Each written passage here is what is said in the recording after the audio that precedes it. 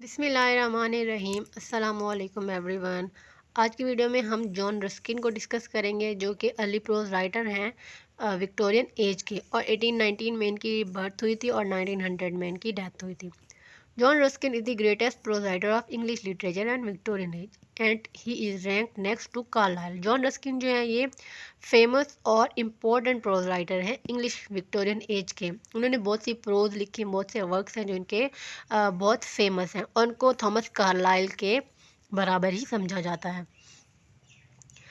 John Ruskin जो थे वो डीपली रिलीजियस थे, और डीपली रिलीजियस थॉट्स थे इनकी, पायस नेचर के थे, और उन्होंने कभी भी ब्यूटी को रिलीजन से अलग नहीं किया। वो ये समझते थे कि ब्यूटी और रिलीजन जो है वो एक ही चीज़ है, और वो ये कहते थे कि all great art is praise, कि जो भी ग्रेट आर्ट्स हैं वो एक नेमत हैं।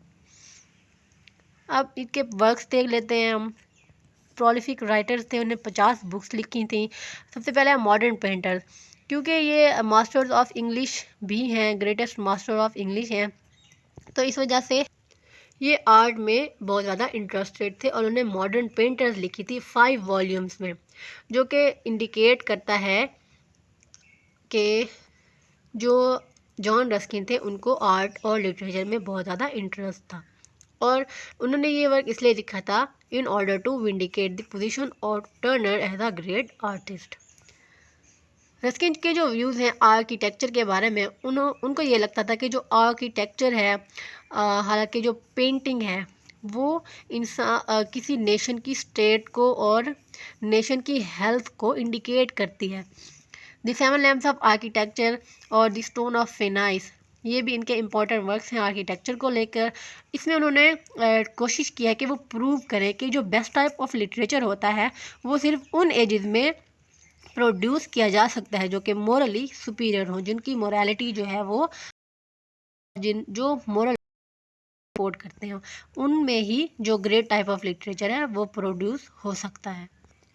नेक्स्ट है अनटू दिस लास्ट, ये भी इम्पोर्टेंट वर्क है जॉन रस्किन का, और ये इन्होंने 1860 में लिखा था, और जिसकी वजह से जॉन रस्किन में बहुत चेंज आया था इस वर्क को लेके।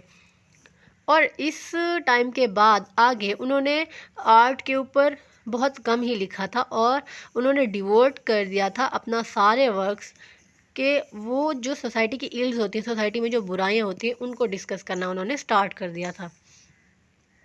The crown of wild olive, उनकी जो लेटर बुक्स हैं Sesame and Lilies, the crown of wild olive, Ruskin ने इसमें अपने आप को शो किया है एज अ पॉपुलर, एजुकेटेड और clear in argument and skilful in illustration. Means के इनके पर्सनैलिटी के ऊपर बेस्ड ये वर्क्स हैं। Sesame and Lilies, the crown of wild olive, इसमें उन्होंने अपने आप को पॉपुलर, एजुकेटेड और क्लियर इन आर्ग्यूमेंट और स्किलफुल इन इलस्ट्रेशन शो किया है।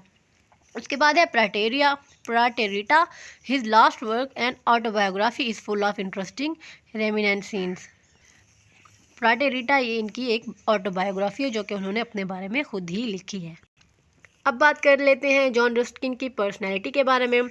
जॉन रस्किन की जो पर्सनैलिटी थी वो एक इंस्पायरिंग पर्सनैलिटी थी। रस्किन जो थे वो ग्रेट और गुड मैन थे, जो कि उनको देख के ही ज़्यादा इंस्पायरेशन मिलती थी, ना कि उनकी बुक्स को पढ़ के। मीन्स कि उनको देख के ज़्यादा इंस्पायरेशन मिलती थी उनकी बुक से ज़्यादा। In the face of drudgery and poverty of the competitive system he wrote, I endure it no longer quietly, but henceforward with any few or many who will help, do my best to abate this misery। और वो उनकी जो as की problems होती थी, उनकी जो life की प्रॉब्लम्स होती थी, उनको वो अच्छी तरह से टैकल कर लेते थे, और उनको किसी और की मदद या सहारे की ज़रूरत नहीं पड़ती थी। अब हम देख लेते हैं रस्किन के स्टाइल के बारे में। रस्किन का जो स्टाइल है प्रोज लिखने का वो रिदमिक है, रिदम पाया जाता है उसमें, म्यूजिकलिटी होती है, मेलोडियस होता है, और जो कि उसको इक्वल बनाती है पोइट्री के साथ। मीन्स कि अगर हम उनकी प्रोज पढ़े तो हमें ऐसा लगता है कि हम पोइट्री पढ़ रहे हैं। उनकी प्रोज में पोइट्री जैसा रिदम पाया जाता है, और हम उनको एडमायर करते हैं क्योंकि उनका जो स्टाइल है वो रिचली ऑर्नेट है, और उनका ज़्यादातर मैसेज जो है वो ह्यूमैनिटी को होता है कि जो मोरल वैल्यूज़ हैं इंसान की, ह्यूमैनिटी की, ह्यूमन्स की, उनको ज़्यादा इंपॉर्टेंस दी जानी चाहिए बनस्बत के मटेरियलिस्टिक वैल्यूज़ को। As a stylist John Ruskin जो है उनको मास्टर्स ऑफ इंग्लिश प्रोज कहा जा सकता है, क्योंकि उनको ना सिर्फ एक लिटरेरी मैन के तौर पर पढ़ा जाता है बल्कि एक एथिकल टीचर के तौर पर पढ़ा जाता है, क्योंकि उनके जो वर्क्स हैं उनमें एथिक्स और मोरालिटी और मोरल वैल्यूज़ पे ज़्यादा फोकस किया गया है। और एक एक लाइन जो उन्होंने लिखी है वो उनकी सिंसेरिटी को शो करती है। He is both a great artist as well as a great ethical teacher. वो ग्रेट आर्टिस्ट भी हैं और ग्रेट एथिकल टीचर भी हैं। Sensitive to beauty, being highly sensitive to beauty in every form, he helps the reader to see and appreciate the beauty of the world around us. और beauty से उनको ज़्यादा लगाव था, ब्यूटी से वो ज़्यादा सेंसिटिव थे, और वो जो वर्क्स लिखते थे उसमें वो चाहते थे कि जो लोग हैं वो अपने इर्द गिर्द जो ब्यूटीफुल चीज़ें हैं उनको देखें और एडमायर करें।